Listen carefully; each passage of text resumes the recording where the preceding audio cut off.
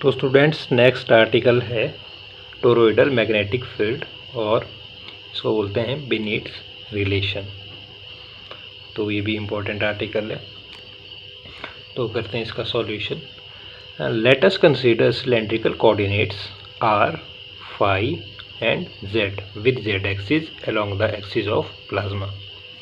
The current flows parallel to the axis. तो late जो B vector है if and only if या equivalent बोल सकते हैं तो इसकी इक्विवेलेंट है 0, बी और इसके पैरों में है फाई बी, जो फाई है सबस्क्रिप्ट है बी का, 0 is the only non-vanishing component of magnetic field, that is b phi, such that जो करली ओवर करली फाई है is equal to curly over curly zed is equal to 0। तो we know that हमारे को पता है कि जो जे है, ठीक है, जे की जो वैल्यू होती है वो होता है कर्ल एच। क्लियर, जो वेक्टर जे है, ठीक है, इसकी वैल्यू होती है कर्ल एच। वो मैग्नेटिक इंडक्शन इक्वेशन में भी आपने पढ़ा है, ठीक है। और जो म्यू ई है जे, ठीक है, म्यू ई जे है, उसकी वो किसके इक्वल होता है कर्ल बी के। क्लियर, तो ये तो आपको पता है और ये भी आपने प्रीवियस जो टॉपिक किए थे उसमें या टर्म्स हमारी यूज़ हुई है। तो इसके बाद अब इसका क्रॉस प्रोडक्ट आ जाएगा हमारे पास, तो इसकी वैल्यू आ जाएगी हमारे पास आई जे की कैप, ठीक है, और ये आ जाएगा करली over curly are 0 0 0 B phi 0, ठीक है। तो इधर आ जाएगा आर ओवर आर, आर से मल्टीप्लाई आर से डिवाइड किया, ठीक है। तो आई जे कैप की कैप एज इट इज़, अंदर की वैल्यू एज इट इज़, ठीक है। और इसके बाद ये आ जाएगा इधर 1 ओवर आर, ठीक है। इसमें क्या चेंज हुआ है अगर आप देखो तो इसमें हमारा 1 ओवर आ रहा है और इसमें क्या है हमारा इधर ये आ रहा है। क्लियर, फर्स्ट वाली टर्म में तो 0 0, ठीक है, इसमें तो कोई चेंज नहीं हुए। जो अगर इस टर्म में देखो आप तो इसमें आया हमारा 1 ओवर आर, ठीक है, और इसमें क्या है आर, ठीक है, ये सिंपल है। और इसके बाद ये आपको पता है कि क्रॉस प्रोडक्ट की वैल्यू आप कैसे फाइंड करते हैं वो आपको पता है। तो हमारे पास mu A J x, mu A J Y, mu E J Z की जो वैल्यू आएगी, अब आपको पता है कि इसकी वैल्यू कैसे निकालते हैं। जैसे फर्स्ट वैल्यू निकालनी है हमने, तो फर्स्ट को निगलेक्ट करके दिस टर्म इसको इसके साथ मल्टीप्लाई करके इसको इसके साथ मल्टीप्लाई करके आ जाएगी वैल्यू 0। फिर जे की वैल्यू निकालेंगे, ठीक है, तो ये आ जाएगी हमारे पास जे को निगलेक्ट करके इस टर्म को इसके साथ मल्टीप्लाई, इस टर्म को इसके साथ मल्टीप्लाई करके वो भी आ जाएगी 0। अब जो के कैप की वैल्यू आएगी, ठीक है, के कैप आ जाएगा हमारे पास, इसको निगलेक्ट करके this term into this and this term into this, मतलब कि दिस टर्म इंटू दिस, तो ये आ जाएगा 1 over R curly R into R B phi, ठीक है। तो ये आपको पता है, तो ये हो गया। फिर उसके बाद आ जाएगा आपके पास also the equation of motion with gravitational field G, ठीक है। तो ये इम्पॉर्टेंट है। तो इसके लिए क्या रहेगी हमारी इक्वेशन, इसके लिए रहेगी हमारी equation minus gradient P plus J cross B is equal to G. तो जो ग्रेडियंट पी है वो होता है हमारे पास करली ओवर करली आर पी, ठीक है, माइनस का माइनस, और ये टर्म हम राइट हैंड साइड लेंगे तो ये आ जाएगी हमारी माइनस में, ठीक है। ये राइट हैंड से इधर प्लस में है तो इधर माइनस में हो जाएगी, ठीक है, राइट हैंड साइड लेंगे तो और हमारा नेगेटिव से नेगेटिव साइन कैंसिल आउट, तो हमारे पास आ जाएगा curly P over curly R is equal to J cross B. Clear, और curly P over curly R this is equal to, अब जो हमारे पास जे होता है वो आपको पता है कि जे होता है कर्ल एच के इक्वल, ठीक है, जे कर्ल एच के इक्वल होता है। बट जो हमारे पास जे था, जो म्यू ए जे था, ठीक है, आपने देखा था जो म्यू ए जे था वो किसके था कर्ल बी के। तो म्यू आपने राइट हैंड साइड ले गए हैं, ठीक है, इधर मल्टीप्लिकेशन में था तो इधर डिवीजन में आ जाएगा, ठीक है। तो हमारे पास जो सेकंड म्यू ए जे था उधर से हमने जे की वैल्यू निकाल के हमारे पास ये आ जाएगी, ठीक है।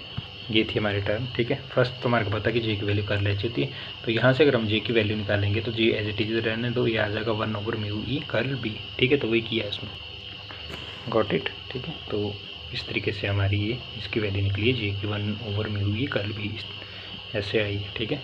कहाँ से आई हो मैंने बता दिया है, तो इसकी जगह हम जे की जगह लिख देंगे अब get value 1/μ_e curl B लिख दी और बी का भी एज इट इज़ लिख दिया है। ओके, अब क्या करना है, हमने जो left hand side as it is 1/μ as it is, और जो कर्ल बी की वैल्यू थी, कर्ल बी की वैल्यू हमारे पास आई थी ये, ठीक है, ये आई थी हमारे पास कर्ल बी की value 0 0 1/r curly over curly R B phi, ये वैल्यू थी हमारी कर्ल बी की। और जो हमारी बी की वैल्यू थी स्टार्टिंग में, तो आपको पता है वो थी 0, B5, 0, तो वो पुट कर देनी है अब आपने इनमें, ठीक है।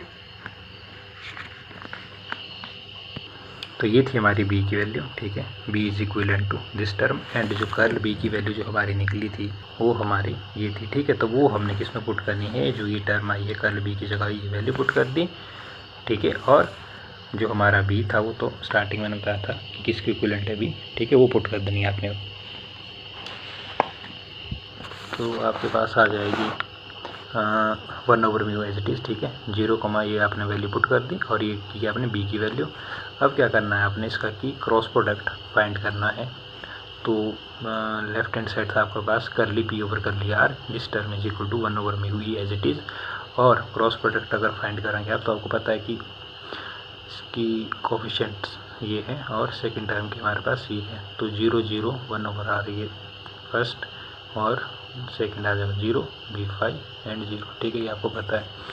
तो इनको कैसे सॉल्व करते हो मैंने आपको स्टेप बाय स्टेप बता दिया है कि जैसे आई की वैल्यू तो इस टर्म को नेगलेक्ट करके इसके इस मल्टीप्लिकेशन इसके साथ और इसके साथ, ठीक है, फिर जे के निकालने हो, फिर के निकालने हो, इसी तरीके से सिमिलर है। तो हमारे जो फर्स्ट टर्म के ही निकलेंगे क्योंकि दिस इंटू दिस 0 माइनस इसको मल्टीप्लाई करेंगे इसके साथ तो ये वैल्यू आ जाएगी, ठीक है, क्लियर। और सेकंड में हमारा 0 इंटू 0 0 इंटू दिस है ना, इसमें भी हमारा तो 0 ही आ जाएगी। तो मतलब फर्स्ट की वैल्यू निकल जाएगी, सेकंड और थर्ड की वैल्यू 0 0 रहेगी। तो यहाँ से इसको सिंप्लीफाई करेंगे जब आप तो आ जाएगा B5R ले लो, ठीक है, B5 curly over curly R, ठीक है, μe R और RB5, क्लियर। और इसको दे देना आपने इक्वेशन नंबर 1। अब let IR denote the total current flowing in the column of plasma which is parallel to the axis of coaxial cylinder of radius r, then we have, तो जो हमारे पास इधर जो B5 था, ठीक है, उसकी वैल्यू क्या है होगी, this is equal to μEI over 2πr, ठीक है। तो ये वैल्यू निकल गई है, ये किसकी वैल्यू है हमारी B5 की वैल्यू होगी, ठीक है, B5 की value μEI over 2πr। Let S be the area of cross section of cylinder, then तो जो हमारा एस होगा वो होगा πr², ठीक है। तो इसका अगर आप डेरिवेटिव करें तो ये आ जाएगा हमारे पास ds, πr² का डेरिवेटिव हो जाएगा हमारे पास 2πr इंटू dr। तो देन फ्रॉम 1, तो जो इक्वेशन 1 थी उसमें आपने सिंपली वैल्यू किसकी पुट करनी है, लेफ्ट हैंड साइड तो एज इट इज़, ठीक है। इक्वेशन 1 थी हमारी, देखो curly P over curly R is equal to ये टर्म थी, ठीक है। इस अब B5 की वैल्यू भी हमने ये किया, ठीक है। तो B5 की जगह आपने ये वैल्यू पुट कर देनी है μEI ओवर 2πr, ठीक है, ये वैल्यू पुट कर दी, ये टर्म एज इट इज़, और इसकी जगह भी ये वैल्यू। सबसे पहला स्टेप ये करना है आपने कि B5 की वैल्यू पुट करनी है इसमें सिंपली, ठीक है। इक्वेशन में हम जब B5 की वैल्यू पुट करेंगे तो μEI ओवर 2πr ये हमारी B5 की वैल्यू आ गई, ठीक है। बाकी टर्म एज इट इज़, इधर भी B की वैल्यू पुट कर दी हमने। अब नेक्स्ट स्टेप में क्या करना है कि साथ में इधर माइनस भी है, ठीक है, this is equal to minus भी था इसमें, ठीक है। तो अब सेकंड स्टेप में आ जाओ, μEI एज इट इज़, ठीक है, 2 हमने पहले ले लिया, 2μE और पाई का पाई r इंटू आर होता है r², ठीक है, कर्ली ओवर कर्ली आर, और ये टर्म हमारी एज इट इज़। अब आ जाओ नेक्स्ट स्टेप पे, तो जो μEI है वो हमने फिर एज इट इज़ लिख दी है, माइनस भी, ठीक है, साथ में, और 2μE एज इट इज़, और πr² क्या था हमारे पास s is equal to πr², ठीक है। तो इसकी जगह हमने s लिख दिया πr² की जगह, और ये टर्म एज इट इज़, और ये है हमारा r, ये टर्म एज इट इज़। यहाँ से क्या हो जाएगा कि हमारा जो μE है, μE से μ कैंसिल आउट हो जाएगा, r से r कैंसिल हो जाएगा, और ये बन जाएगा -i ओवर 2s, ठीक है, और μE ओवर 2π, ठीक है, और curly over curly r into I, clear. अब ये आ जाएगा हमारे पास म्यू ई आई, सिंप्लीफाई करना है आपने तो म्यू ई आई 2 2 जा 4 4 पाई एस, ठीक है। और इसको लिख देना आपने करली को D over D R into I, ठीक है। तो लेफ्ट हैंड साइड में हमारा करली ओवर करली पी ओवर करली आर था, तो आपने लिख देना D P over D R is equal to minus mu E I 4 pi S D I over D R. तो यहाँ से जो हमारा डी आर से डी आर कैंसिल आउट हो जाएगा, तो हमारे पास क्या वैल्यू बच जाएगी remaining D P is equal to minus mu E I over 4 pi S into D I. और यहाँ से एस इधर को आ गया, ठीक है। इधर ये डिवीजन में है इसके अपॉन में, ठीक है। तो इसकी मल्टीप्लिकेशन इधर को कर दी, तो ये बन गया S D P is equal to ये टर्म एज इट इज़, ठीक है। तो integrating it within the limit S is equal to 0 to S is equal to S 0 and I is equal to 0 to I is equal to I. तो हमारे पास we get,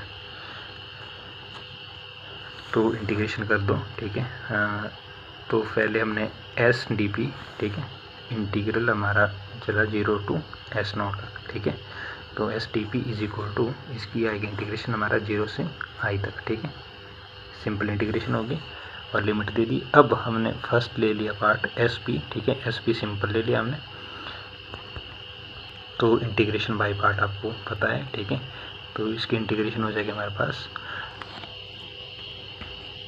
तो ऊपर ये आ जाएगा हमारे पास एस पी इन लिमिट आएगी साथ में 0 टू एस नॉट और माइनस सेकेंड टर्म थी हमारे पास पी डी एस, ठीक है, इंटीग्रल ओवर 0 टू एस।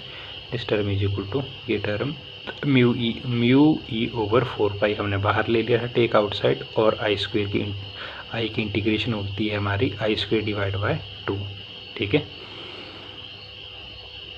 तो ये हमारा सिंपल निकल जाएगा, तो सिंपल इंटीग्रेशन है, ठीक है।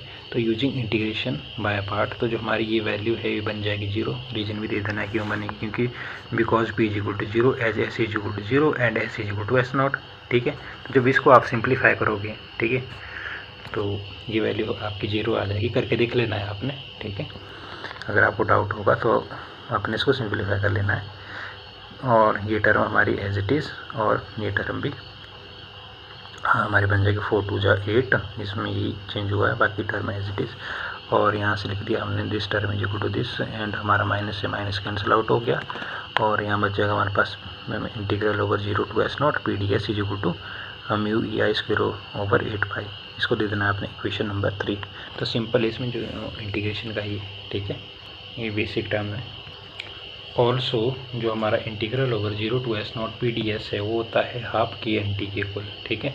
इसको दे देना आपने इक्वेशन नंबर 4।